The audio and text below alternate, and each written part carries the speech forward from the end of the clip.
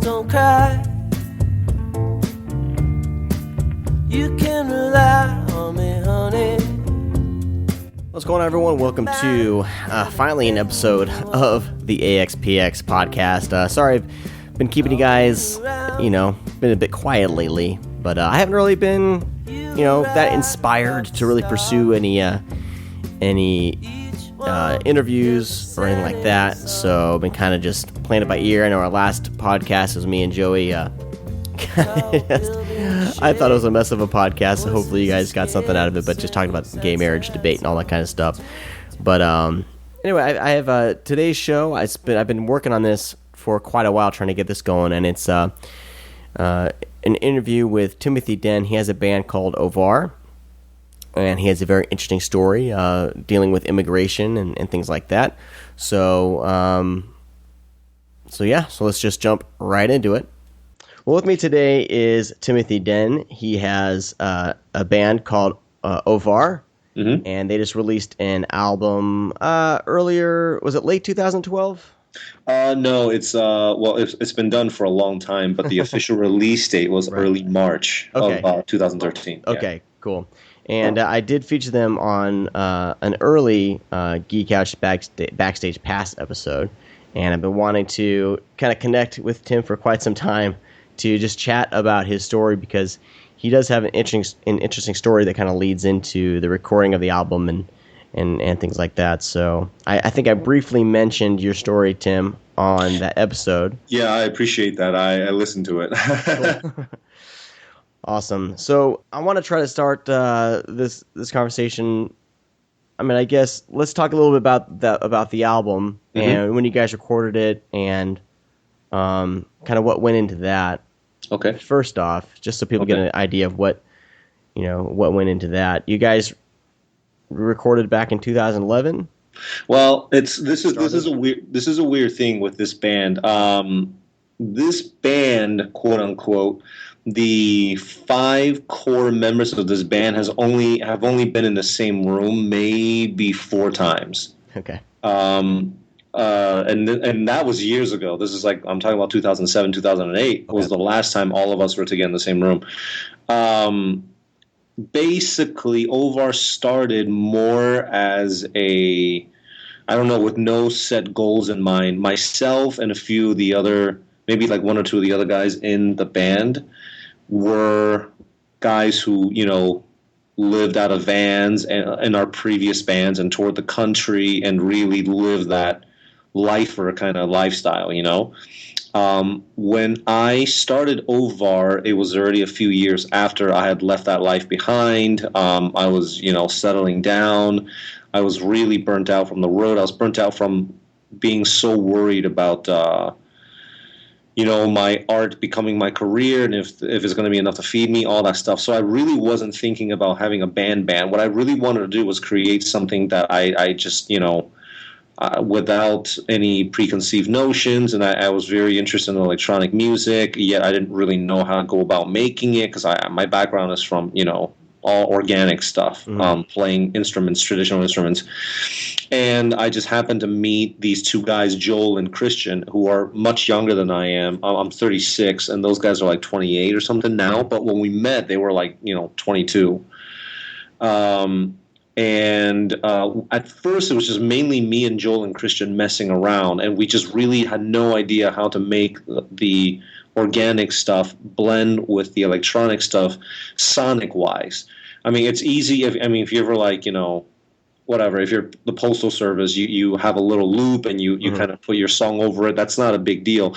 What we were trying to kind of reverse and mess with the formula, where a lot of the organic instruments are actually the rhythmic background, and most of the melodies and soundscapes are actually the electronic stuff.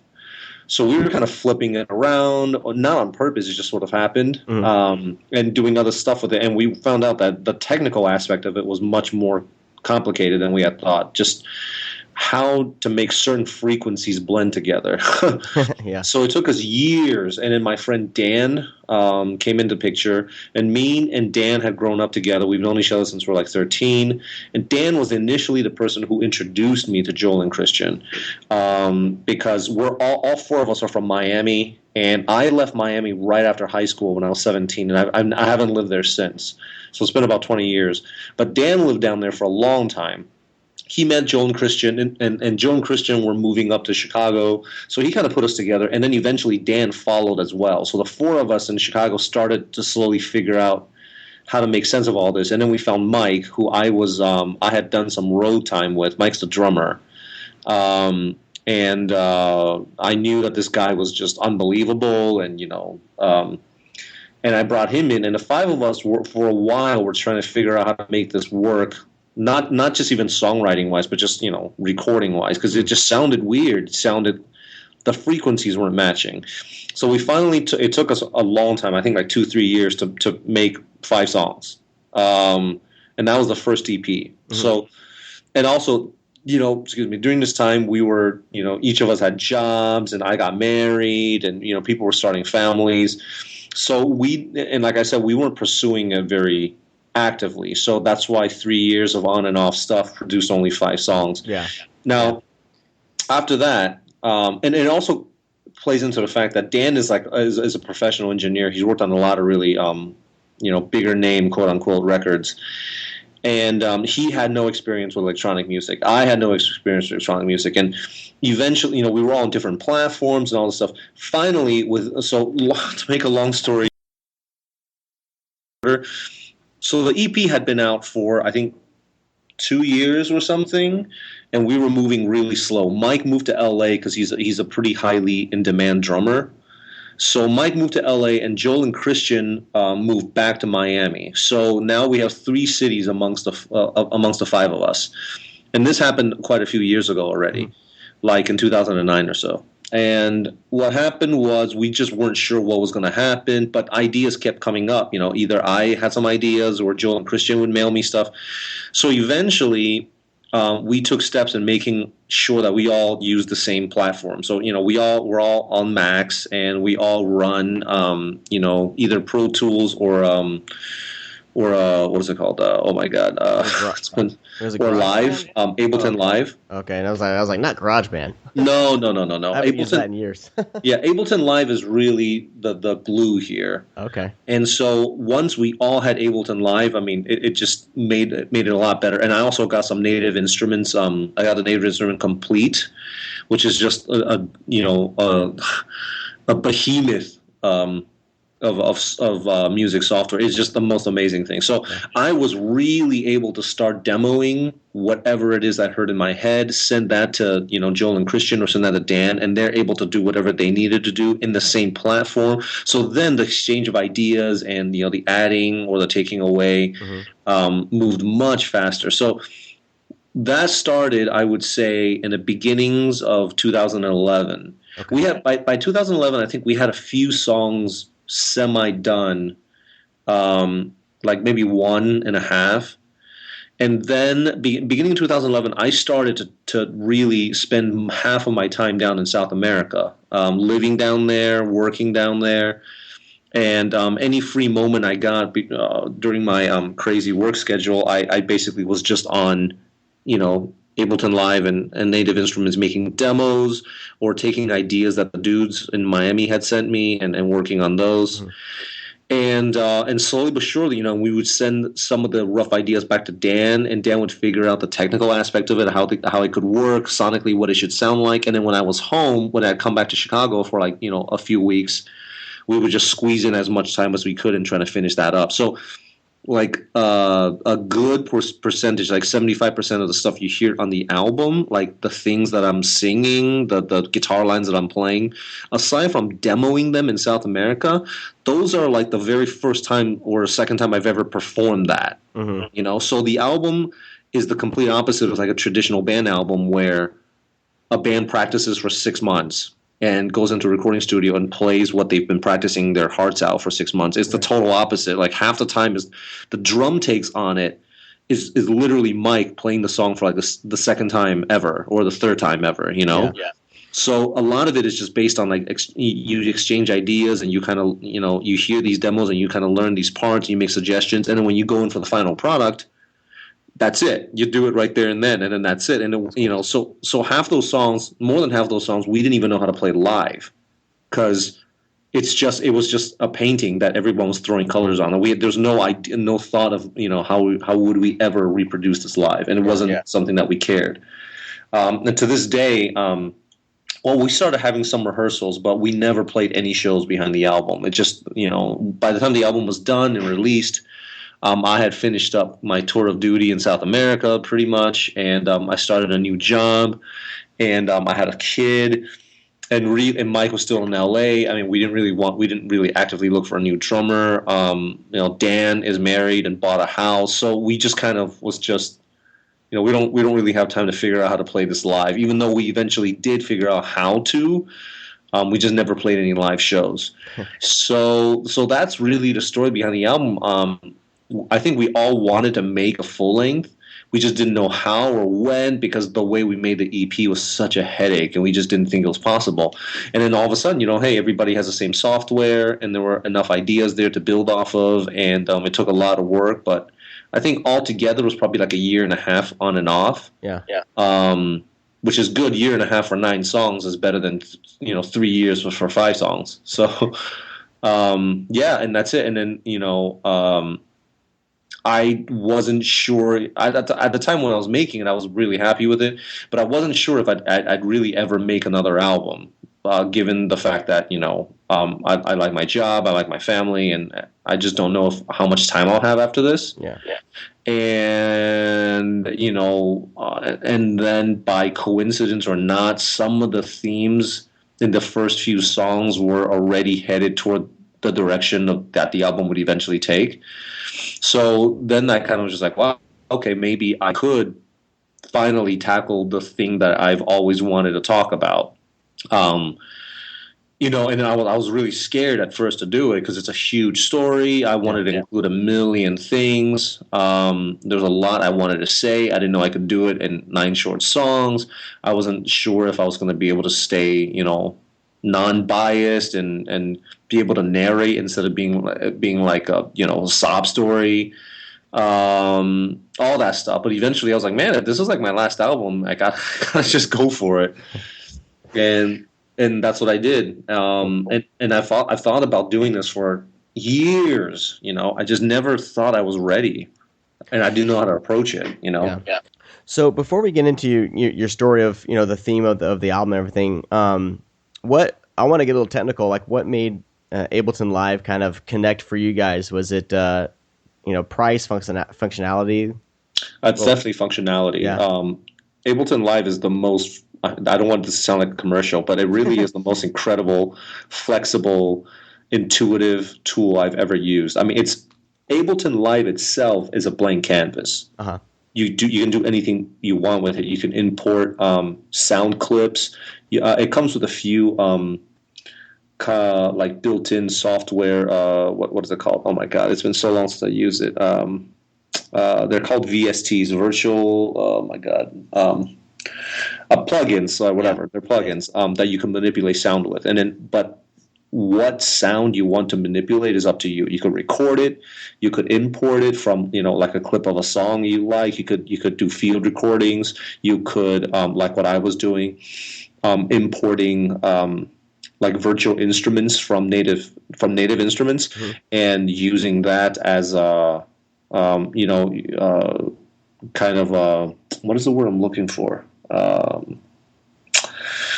I can't think of it right now. It's been like over a year since I touched that stuff. So cool. It's basically it's just a free for all. You can do anything in it, and then once you render it down, you send it to the guys, and they open it up, and it's exactly the way you had left it. It's just cool. I mean, it's really hard for me to... Yeah, so you can send like the native... So you basically, you can save the native file, and then you just send it through something like Dropbox or FTP or something like that. Yeah, we were using Dropbox. Send it over to them, and then they open it up, and it's just like, you took it from like a... like you're opening up on your own machine.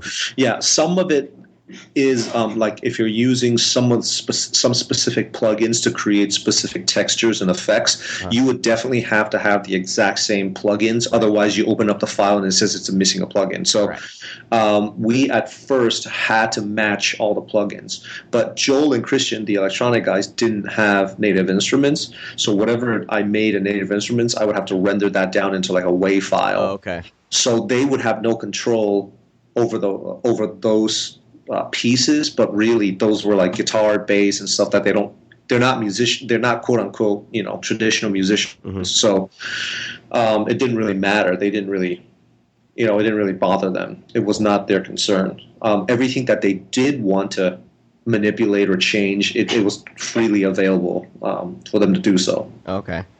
So before, when you're working on the full length, did you guys get all the music kind of done first, and then is that when you started kind of applying your, like the themes of the album lyrically, or what was the process there? Well, initially, the first song we did was A Memory's Chase, the title track, and that we had done before the guys even left Chicago, so that's a really old song. And Christian actually came up with the title A Memory's Chase, and I kind of took that and wrote the lyrics to it, and it's basically about how I grew up in a lot of different places, and for better or worse, those places have I've undergone really drastic changes physically and sometimes culturally, so that when I did finally return to those places, 20 years later, I could hardly recognize the places that I kept in my memories. My memories and reality at that time weren't matching up completely, mm-hmm. And it just it's basically about how eventually, for a lot of us, not just me, places where you come from, places that make up these memories, make up the foundations of who you are, they only exist in your mind. They're no longer there. And after I wrote that song, I guess that was, the jumping point lyrically. So I kind of knew right from the first song that, okay, well, this is kind of the direction it's going to take. Okay. But for the most part, musically, if one of us started writing music, I don't think we had any lyrical ideas in mind. I mean, I kind of knew that this is where I was going to head it, but it wasn't like, okay, so this is the song about this, right. And then we'd start writing. Right. It's not necessarily like, oh, this album is 100% autobiographical. This is just, your background's more of a launching point. Yeah, or oh, this song is going to be about this subject, so let me try to write an upbeat music to go along with it. Usually, the music always came first. We took whatever music pieces we had, we kind of fleshed it out. I would do some very rudimentary vocal melodies on top, and then I would kind of gauge the feel of the song, mm-hmm. and say. And it would naturally come to me like, okay, well, this song lyrically, what lyrical themes would fit the vibe musically? Mm-hmm. And also at the same time, is it something I've already said before? Am I repeating myself? How can I say something that I haven't said before? And let's go ahead and we'll take a break. You set up the song "A Memory's Chase" perfectly, so I've been wanting to play that. So we'll go ahead and play that song right now, and we'll come back, and then we'll launch into what kind of the inspiration for the album and your story, because your stories are sure pretty incredible ones. So this is "A Memory's Chase" by Ohvaur. You're listening to the AxPx podcast.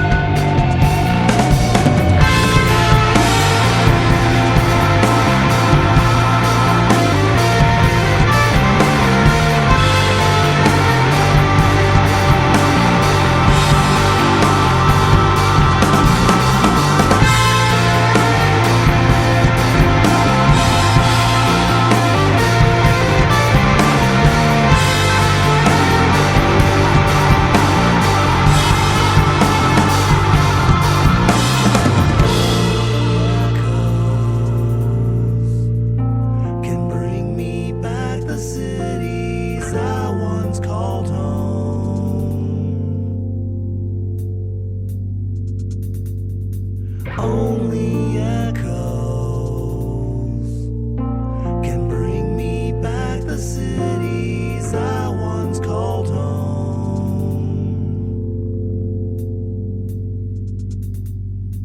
Only echoes can bring me back the cities I once called home.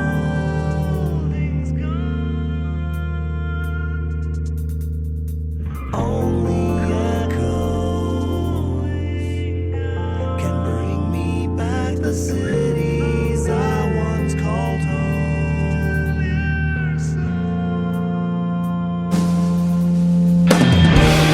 And there I'll find, buried in the sides,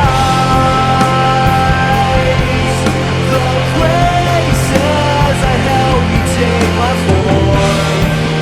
A memory's chase keeps them in replay, so I won't forget where I'm from.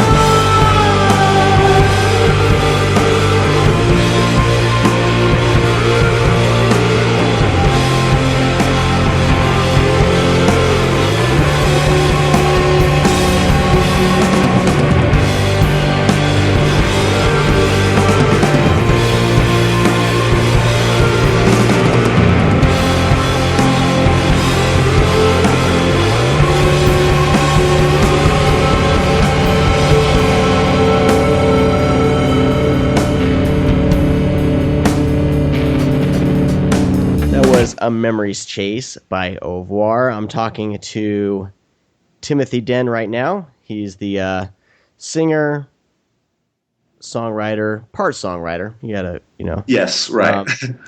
partial songwriter. What I wanted to ask you, what does Ohvaur stand for? And that's kind of the generic, interview Yeah. question. You know what I mean? But Yeah. it's a unique name. There's no meaning. There's nothing behind it. I just didn't want to name I was a music journalist for about 10 years, and you'd be surprised at how many people name their bands to the point where the moment you look at their name, you're like, okay, I could guess what kind of music they play. Gotcha. You know? Okay. And I wanted something that was a little bit less identifiable, and I didn't want. I didn't want any preconceived notions when people read the name. I want them to have a total blank reaction to it, Okay. so that they can judge the music on its own. And so Ohvaur is not really a word; it's just something we constructed. Yeah. Oh, wait a minute. Hold on. Oh boy, he's awake. Oh. It's okay. He's not a fussy kid. He's super cool. If he starts to get bored in his crib, I gotta go get him and bring him in here. No worries, man. I get it. Like I said, I got a 1-year-old, and Yeah. same way. I got two other kids that they'll kind of chicken on them. Cool. Okay. I hope that answers the question. Yeah, we're good. So let's dive into your story. And I know that your story, a lot of the marketing materials I got kind of focused on your story, and you're kind of you're almost kind of like an example of like the kind of the American melting pot, right? Yeah. Because you were born in Taiwan, but Yes. Can you go ahead and lay out your cultural background, I guess? Sure. My timeline goes like this. If we want to trace it back as far as how far back the album goes, just so we have a total scope of it, both sets of my grandparents, maternal and paternal, were from northern China. During the Japanese occupation and then World War II, and then eventually, obviously, the communist victory, my maternal my mom's side, my grandparents on my mom's side were generals under Chiang Kai-shek. My father's father on that side were just regular foot soldiers. So when the communists, they fought the Japanese, they fought the communists. When the communists won, both sets of my grandparents escaped to Taiwan.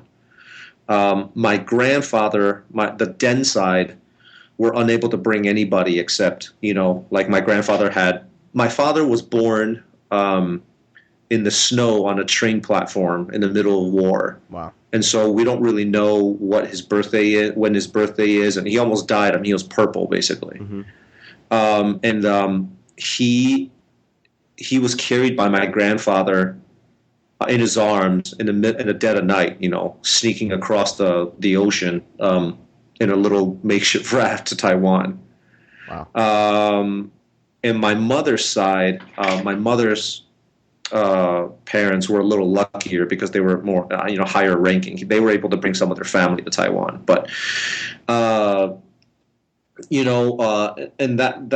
so when they arrived in Taiwan, they were basically starting over. They were mainlanders. When Taiwan, you're not Taiwanese unless you have ancestors there for like 500 years. Okay. And so these people are obviously not from Taiwan. They speak a whole different dialect. And Taiwan had just been under like 60 to 80 years rule. I don't remember which one it is, of Japanese rule. So it had a lot of Japanese culture in it. So my father and my mom grew up in this really weird situation where people were very prejudiced against them.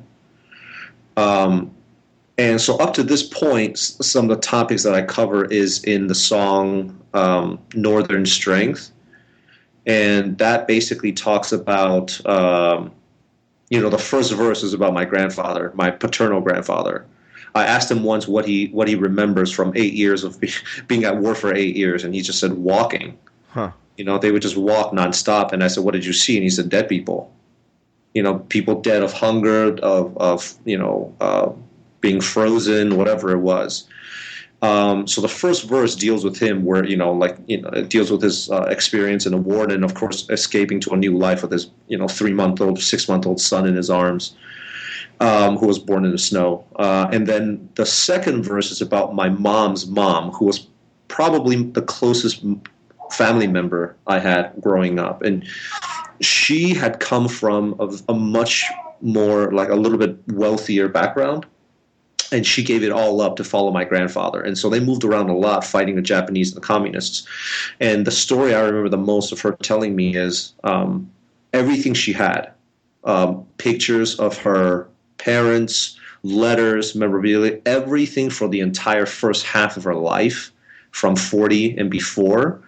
She was escaping, I forget the Japanese or the communists, and she hid all of it inside a wall in the house that they were living, because she thought I'd be right back, Yeah.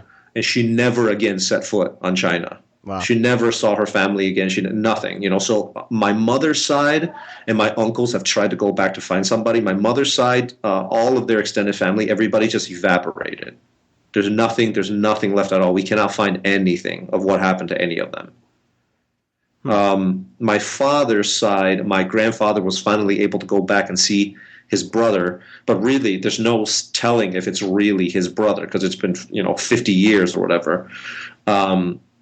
So my grandfather never saw his parents again, never saw his any of his family again. By the time he saw his brother again, who the last time he saw his brother, he was like 17. The next time he saw his brother, they were like 75.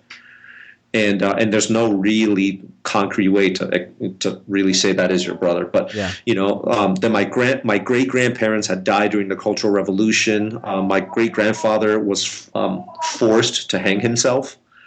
And my great-grandmother starved to death because she was saving all the grass and bark for her kids to eat. Wow. For my grandfather, when he arrived as an old man and seeing the graves of his parents, I mean, the weight of, because in Chinese, laity is a big thing, and to have not been there for your parents is probably the worst thing ever. It's the most shameful, most ridiculous thing ever. And so, man, it just crushed him. It was brutal. I didn't see pictures till after my grandfather passed away. In 2008, my dad showed me pictures of him visiting his parents' grave and just like collapsing in despair. It was brutal stuff. So my father and mother grew up in Taiwan. My mom was educated in the States. She went to Central Connecticut Connecticut State University, which used to be called Central Connecticut or something like that, but it's in Connecticut. My father was the first and I think only Taiwanese naval force that was trained by the U.S. in Groton, Connecticut to be submariners. And so they got married in Connecticut.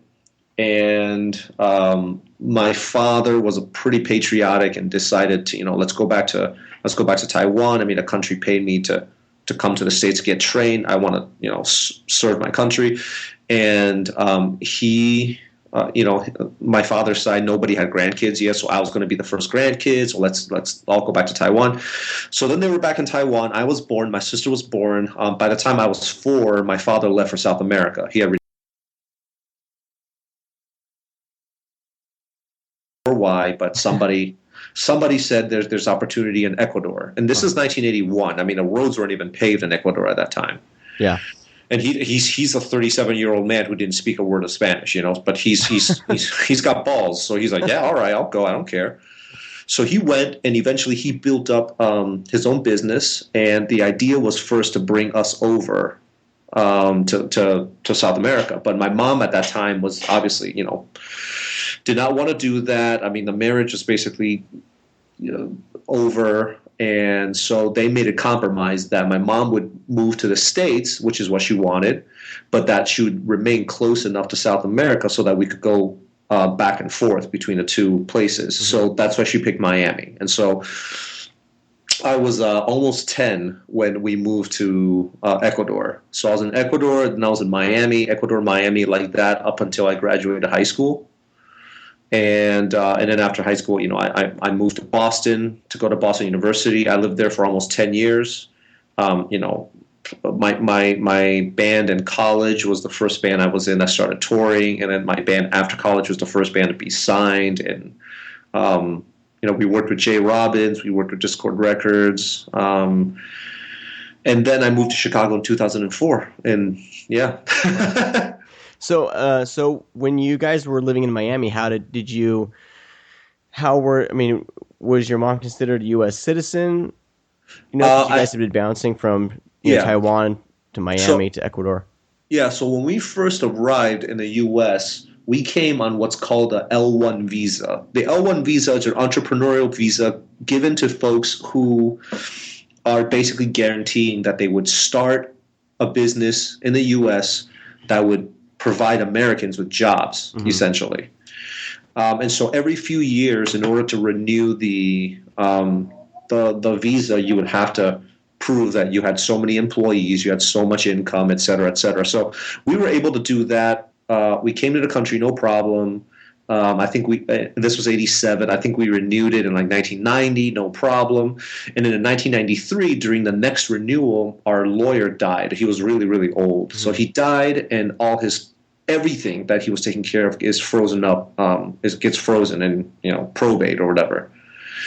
And by the time we got our files, the visa had canceled, had expired. So we basically were like, well, what do we do? It's expired, so technically we're illegal in the country. Uh-huh. How do we reapply? And at the time, the law stated that you have to return to your country of origin to reapply. But therein lies the catch-22. If you go back to your own country and you reapply and they don't allow you, they don't give you the reapplication, then you're stuck. Then you're screwed. There was no choice at the time of remaining in the U.S. and reapplying in the U.S. So we had no choice. We went to Taiwan to reapply. By the third day that we were in Taiwan, the law had changed back in the States, stating that, yes, you could wait inside the country for reapplication. So we basically shot ourselves in the foot. And then, of course, the reapplication was denied. Huh. And then we were screwed because we had, I was about to start senior year of high school. We had a business back in Miami. We were still paying rent. And we didn't have a place to live in Taiwan. It was just like, what? Are you kidding me? And so we took we knew we at least had to get out of Taiwan. So we went to Canada on tourist visas to be with my uncle, who's a Canadian citizen. And they lived in Vancouver. They still live in Vancouver. So we ended up being there for 2 months, just trying to figure out how we could reapply. What was there? What could we do? And in the very end, there was really nothing we could do. And so we got in a car with with our kindly Irish Canadian neighbors, and we drove across, the Canadian checkpoint. And because there's so many Asians in Vancouver, they were just like, "Hey, folks, where are you going?" And then, our neighbors said, "Hey, we're going to the casino," because there's a casino that everybody went to right across the border. Okay. And they're like, "Are you carrying more than $10,000?" And we're like, "Ha ha ha ha! No, I wish, whatever." And then the guy was just like, "Okay, go ahead." I mean, this is like 1994. This is way before 2011. Yeah. 2000. 9/11. Yeah. Yeah, but before that, we had tried to get on a tourist group, a Chinese tourist group, and we had gotten caught, and we had nothing on us except for our IDs. I had a Florida driver's license. My mom, we all had light driver's licenses, whatever, and they were just like, "Hey, you can't wear your other stuff," and we're like, "Oh, we didn't think we needed it, whatever." But they said, this goes on your record. If this is on your record again, man, we're gonna have to jail you. So we knew that, but when we were driving with our or the Irish, my uncle's Irish Canadian neighbors, that if we got caught again, it was game over. Yeah. So yeah, and man, I cannot tell you those few months in Vancouver is probably the most nerve-wracking, difficult months that you could ever imagine, because we ran out of money. Yeah. We ran out of money. We had no savings. Our business back in Miami shut down. The high school didn't know what was going on with us. My uncle was basically working to feed like 8 people now. It was unbelievable. And so my mom and I got a job with these migrant workers in the mountains of British Columbia. She worked on an assembly line where they would just put these mushrooms down the line, and she would clean them, like standing up for 12 hours a day, and I would take them and I would package them and put them in trucks. So we worked these 12-hour shifts, and in the middle of all this, that doesn't really help you emotionally. So you're physically and emotionally just drained, And I remember I'd come home at night and I'd take a shower and I would put a Kleenex in my nose and I'd whip it out and it'd be black because of the factory. It was brutal, man. Yeah. How old were you when you were working in the factory? I turned 17 in Vancouver. Okay. Yeah. Were you going to school or were you just working? No, we cut about 2 months into senior year. I was just working. Okay. I mean, the Canadian public school system weren't going to let me in if I didn't have any, if I wasn't Canadian. So, when we got back to Miami, we kind of knew where we were. We were like, okay, well now we entered without inspection. So now you're screwed. You don't have any other way out. You're totally, totally screwed. You're up shit's creek, basically. And so that's how my mom had a Social Security card from when she first came to the States in the 70s. So she could go ahead and show that to people, because back then they didn't differentiate between a working and a non-working Social Security card. So she was able to continue to work, but I was unable to get, scholarships or anything like that. My father went ahead and paid for my college tuition, but during college I wasn't able to get any jobs. I couldn't get internships. So and then the year, my senior year, we were totally broke. We had no savings. My mom's business shut down, so she did whatever she could. Man, she was working like 2-3 jobs, Taco Bell, front desk at a hotel near our place, whatever she could to make ends meet. And then for me, in Boston, people were getting internships, people were getting jobs, whatever, and I couldn't do any of that. So I was writing, playing in bands, and on the side, I was just basically getting menial jobs, man, washing toilets, cutting grass, And here I have this degree, and eventually I got halfway done with my master's too. And here I am with all this stuff, and I'm washing toilets, and my friends just didn't know what to make of it. They thought I was lazy. They thought, I don't know what they thought, but I wasn't able to say anything, obviously. So yeah. There were a few people that I did tell, but overall, it's my burden to bear. It's none of their business, and I was really paranoid. I wasn't going to tell anybody anyway. So yeah, I mean that's it. That's how my life had been for like 15 years. Wow. My sisters also, my mom's also. My mom could work still, but then her mom, my maternal grandmother, the person that I was the closest with, she died. And and we weren't able to go back. So my mom didn't see her own mother's grave for 20 years. Wow. That's crazy. Well, let's go ahead and play one more song, and then we'll come back and kind of wrap up your journey up till now. We're going to play the song "You Chose to Bury Love," and you said in the notes here that this is your favorite song on the album. So we're going to play it, and then we'll come back and talk why it's your favorite song, and go into there. Okay. This is "You Chose to Bury Love" by Ohvaur.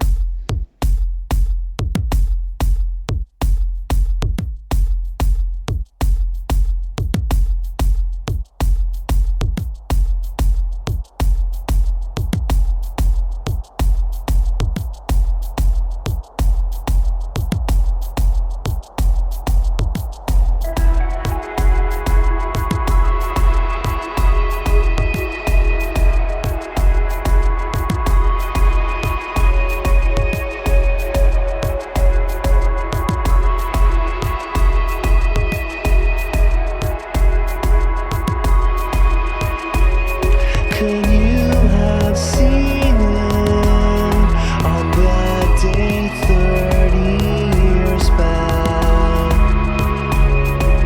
All the heartaches that follow every victory you thought you had won from under these foreign skies. You said all I'm giving will bring me praise, worth, and pride.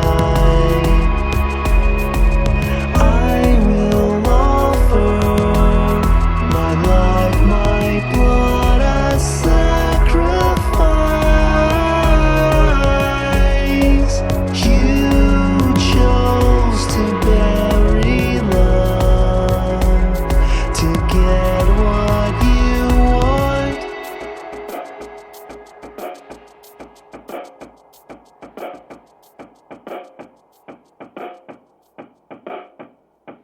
Now you see it, a fortune built on lost time. Do you regret or proudly say I accept the prize? Your son already knows he will not follow.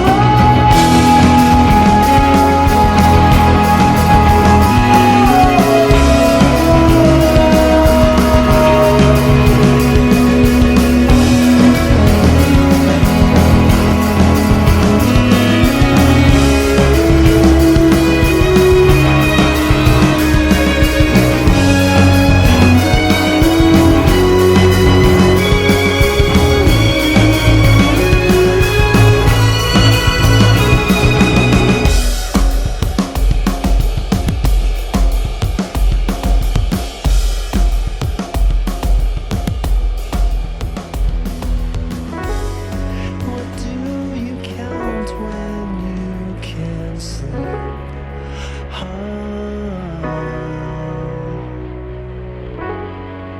What you've missed or what you've achieved.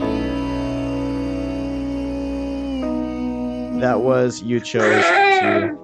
That was "You Chose to Bury Love" by Ohvaur. I'm talking to Timothy Den. We're joined now by your little guy. Yeah, his name is Raphael. He's 7 months. Awesome. He's hysterical. It makes the interview more personal. Yeah. So, in the notes here because you write kind of an open letter, then you kind of lay out each song on the album, and you say that this song's your favorite song on the album, and I really love this song too. I think I connected with it man. as well. So, why? What makes it? What is it about the song that kind of makes it your favorite song? Is it more the most personal song on the album, or?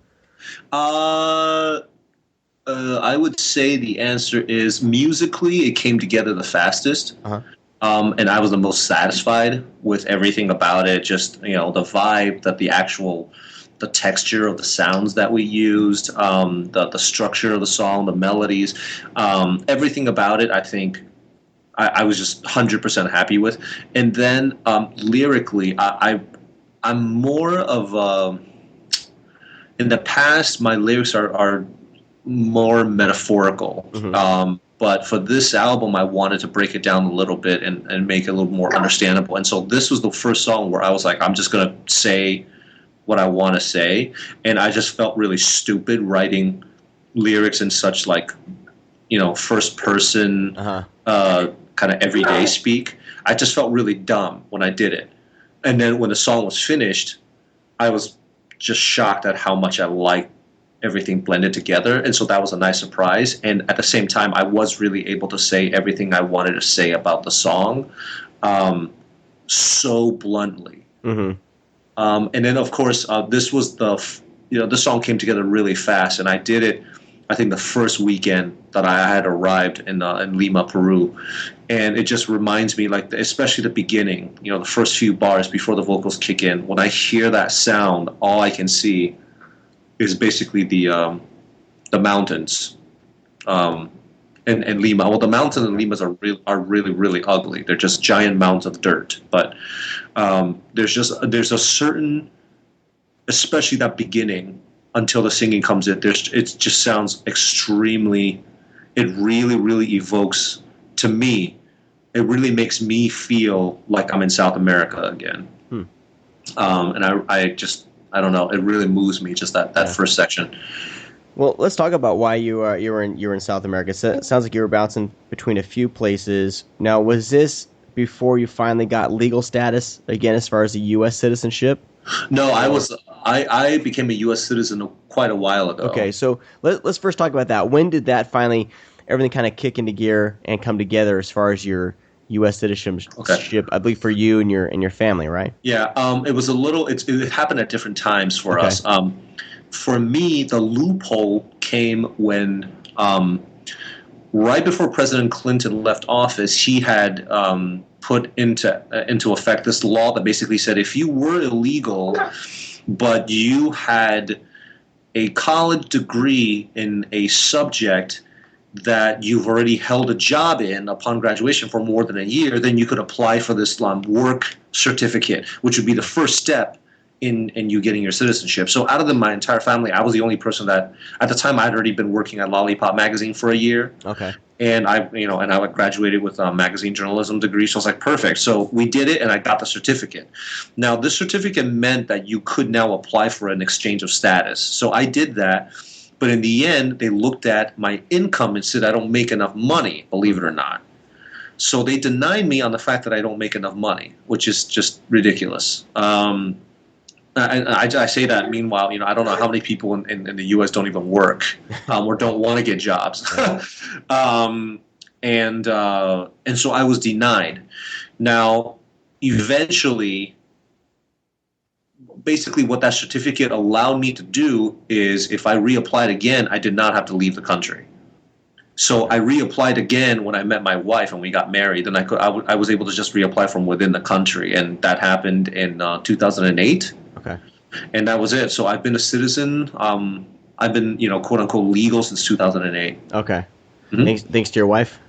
Yeah, really. She's the one that saved my life. Yeah. I mean, well, the way I thought it was in 2007, I was turning 30. Uh-huh. And we got married in 2007. But I always said during this entire time, if for whatever reason that this stuff was still not cleared up, by the time I was 30, I'm leaving. I was really, really over this idea that I've done nothing but be the best citizen that I could be. I've educated myself. I pay my taxes. I work hard. And for whatever reason, the laws of this land just wants to be against me. And I thought, man, I speak 3 languages. I could go to Taiwan. I could go to South America. I could go to Canada. And I looked into citizen. I had Ecuadorian citizenship still, and so I knew that if I went anywhere else, I would actually make a killing, even just as career-wise. If I went back to Taiwan, I went to Canada, I would get a really good job and make a ton of money. But the problem is, under those conditions, if you leave the U.S., you're locked out for 10 years. Oh, wow. And so I did not, for better or worse, I still consider this country my home, you know. And I said, I don't want to be locked out of the U.S. for 10 years. So I kept cleaning toilets, you know, swallowing my pride, doing whatever it took, because I love this country. But I also knew that by the time I'm 30, I mean, you could only turn the other cheek for so long. And I just said to myself, by the time I'm 30, if this is not resolved, I'm out of here. Yeah. And I don't know if it's, you know, whatever's the universe had planned for me, but I met my wife when I was like 27, 28. And hey, and I was at a place where I thought I would never get married. Yeah. That's always what happens anyway. Yeah, that happened to me too. Yeah, exactly. It's like when you're like, I'm free, I'm a bachelor, yeah, and all of a sudden you meet the one that's gonna you're gonna be with for the rest of your life. Right. And give me this guy right here, Rafael. And so we got married, and once we got married, the process really took not very long, because now that I had the right to reapply, they look at your file and they're like, oh, yeah, of course. You know, like, yeah, this is totally great. And they gave it to me pretty fast. Oh, wow. Okay. But just initially I didn't, you know, I couldn't even do that. And so by the time 2010 rolled around, my father, who's been in South America this whole time, he moved from Ecuador to Lima, Peru, for the last 15 years. And he is getting up there. His health is not great. His memory's shot. He can't find anybody trustworthy, et cetera, et cetera. And he had always told me that he wanted me to go down there and help him with his business. And obviously I couldn't. I legally could not. And also I've always had a kind of a weird relationship with him. But finally I said, okay, well, you know, now's the time. If I'm ever gonna try, I want to do it now. Now that I can, you know, it's time. Plus, I really, really miss South America. And so I went down there, and for 2 years, I embedded myself in the business. I had a lot of good times with it, but really what it comes down to is I'm having a child, and my decision, my options were move everybody down to South America, or not do the business at all. Uh-huh. And I just knew that, you know, I didn't want to do that, because my wife is like 100% like Midwestern girl. Yeah. So she's not gonna fit in very well over there. It's not the safest place, and on top of that, I just really felt like, you know, my happiness, my personal happiness, my family's personal happiness, whoever, the rest of the world's personal happiness was always second fiddle to how my father's business was doing in his mind. And eventually, I mean, I've taken that all my life. And, you know, he's somebody who left his family really early on, and really, for the most part, did not have much personal, emotional investment in the family. Uh-huh. And I said, number one, I'm not going to be like that. Number two, you can't. I mean, how should I put it? Number one, I'm not going to be like. Number two, he cannot force me to be like that. And number three, after all these years, after even these 2 years of living and working with him, basically, it still turns out that he still hasn't changed. And so all that stuff added together, I just said no, and I turned my back on it. And that's what You Chose to Bury Love is about. Oh, okay. Sorry, all this stuff is real heavy, huh? Yeah, that was good, man. Because for the most part, I mean, I'm not a very. I mean, I'm serious when I have to be, but for the most part, I'm not a very serious person. Well, I think that's the thing, though. That's what's great about art, is you can pour all that, like, you know, frustration, anger, sadness into your art, right? Yeah. Into the music, into whatever you're doing, and like kind of that's the outlet, right, for that stuff. Yeah. So, and I really did not want to come off as bitter or whatever. So that's why I said, you know, in those notes, especially for that song, I wanted it to be a description of a situation. And then the last question I want to ask is, you know, and I ask you this, Sean, as a father, you know, when and the irony is my father has sleep apnea, so he sleeps very poorly. And what I want to know is, and this is the question I would ask you, I want to ask myself, I want to ask my dad, I want to ask anybody, like when you can't sleep, what is it that would keep you, and you're sitting there thinking, what is it that you're thinking about? Are you thinking about the stuff that the last line, what is it that you count when you can't sleep? you know, what you've missed or what you achieved, you know, and Right. that's that's really, that song boils down to that line. Yeah. And that's the line I want to live my life by, and that's the line I wish, to a certain extent, that he thinks. I don't know if he thinks about it. Yeah. Maybe he thinks about it, and he's very proud that he picked to, to miss a lifetime worth of relationships with people in his life in order to make some money. Maybe he's super proud of that. Yeah. Maybe he's not. You know, and all I can do is ask the question. You know, right? Yeah, and I think, you know, for me, it's definitely like once I got married, that all became my family. You know what I mean? Like, right. All the stuff that I cared about as a single guy. And anybody with a normal functioning brain would probably agree with you. Yeah, he's just a very, very odd character. I'll put it nicely, I guess. So you're back in the States for good. Yeah, now I'm back in the States for good. I've been here for let's see, it's been 10 months since I've been back for good. Uh-huh. Mm-hmm. Do you kind of feel like a weight's off your shoulders that you're like, all right, here we go? You kind of have the future. I mean, yes and no. I feel like obviously there's hurt. You know, there's some feeling of not regret, but you know, I really for whatever it's worth, I mean, I really loved living down there and working down there. Mm-hmm. The job was very stressful, but I liked it. So in a way, I am like, oh damn, you know, I really like doing that. But in another way, I mean, you have to make a decision at some point, you know, and I knew that my decision will always be my family. Yeah. Yeah. So, and you know what else? What do you see? What am I afraid of? I'm going to come back here and work at a Taco Bell or wash toilets? Oh wait, I've done that already. I'm not. It's not going to faze me. You know. Right. Do you have any more music plans? Do you think that was any more what plans? I'm sorry, I broke up a little. No, plans for music. Are you still writing? Do you feel like this album was kind of like that release that you needed to get, you know what I mean? Tell a story. You know?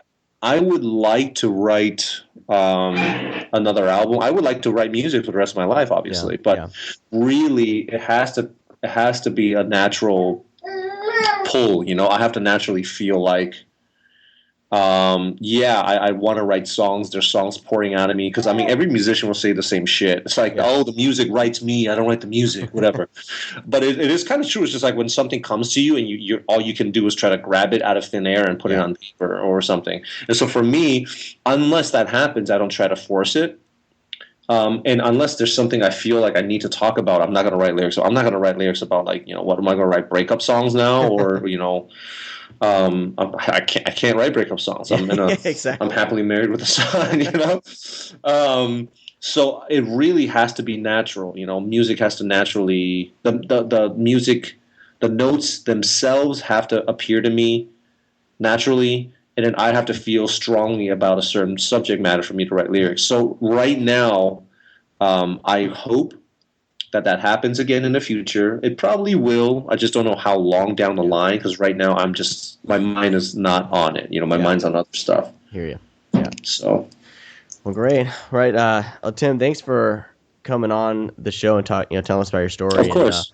And, people can find your music over at Ohvaur, Ohvaur.com. OHV. Can you help me out? AUR. Yeah. OHVAUR. You can find that on there. The album's is it on Bandcamp? The album is on SoundCloud. It's just soundcloud.com /Ohvaur, OHVAUR. All the songs are streaming there. And you can get on Spotify, iTunes, you know, any of those retail. Awesome. Yeah. I want to do a Spotify episode one of these days. Yeah. I've been trying to get some of the labels that send music my way, but they all don't want to go on the record because they have like like a bittersweet relationship with Spotify. Yeah, I know. I tend to like it. Yeah.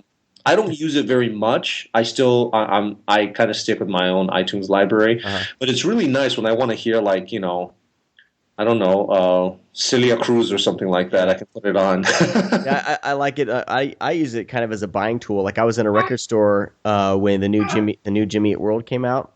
Oh yeah, you know what? And It's actually pretty good, man. yeah, well, I had it, and I was the LP was like $20, and I was like, well, I want to hear it first before I shell $20 down, And I listened to it, and I was like, well, I'm not going to buy it because I need to digest the record a little bit more. Yeah. And initially, I didn't really like the album enough to like buy the record. You know what I mean? Yeah, yeah. So, but it's the grown first half. I feel like the first half is really strong. I think they kind of meander a bit on the second half. Yeah. But that was a band. I mean, that band defined my college years. Yeah, I totally. love that band. I saw them play to 100 people. I've seen them so many times. Actually, when I was running a small zine with my best friend in high school, they sent us their first 7-inch. Oh, cool. So we've been following them since like '93 or something. It's yeah, crazy. I feel like their album Clarity has been like the soundtrack of my life. It's like that is like a defining album. So. Yeah, that's one of the greatest. Myself and Dan, Joel and Christian don't even listen to anything with guitars, I don't think. But for me and Dan, man, that's Clarity came out when I was halfway. How old are you, Sean? At 35, we're pretty much the same age. I mean, I turned 36 this year. Okay. Yeah, same here. I turned 36 in 2 months. Nice. So yeah, we're basically the same age. Yeah. So I mean, when Clarity came out, I had already seen them tour twice, and their sets were basically all Clarity songs. Mm-hmm. So by the time Clarity came out, I'd seen them like 3 or 4 times already at that point. And so when Clarity came out, I already knew all the songs had bootlegs and everything. Yeah. But yeah, that album was like a huge landmark for me, and it still is. Yeah. Yeah, I remember. We're digressing into Jimmy Eat World reminiscing, but I remember I was living in Tulsa, Oklahoma, and I saw them on Valentine's Day. Yeah. When the album Bleed American came out, and that was that was really fun because me and my friends, we all had to. It was kind of like prom. We all had to find a date if we weren't dating anybody, and I think we were all single, so we had to go out and find a date for the concert. And everyone came over to the apartment I was renting out, and we all and it's funny because I was working for a band, so I just shared a couch at the apartment, and I didn't think I was paying rent, but anyway. But we all came to the apartment. All the guys cooked dinner for the girls, and we all went to Jimmy Eat World. So that was a really fun, Yeah, that band, especially that during that period, they mean so much to so many people. Yeah. Like I can't listen to that album without being totally overcome with feelings. Good feelings. All right, well, that's gonna do it for this week's show. I want to thank all of you for listening. Tim, thanks again for just sharing your story with us. Really appreciate it. Oh, thank you, Sean. Thank you for the opportunity. I really appreciate you having me on. No problem. And you can find me on Twitter at GeekCouch. You can also find me on the AxPx. I'm kind of doing something. I'm putting this show on both feeds, both of those feeds, because it kind of blends the two together. So you can go to thegeekcouch.com/podcast, or you can go to theaxpx.com and find the show notes for the show. So thank all of you for listening, and I'll talk to all of you next time.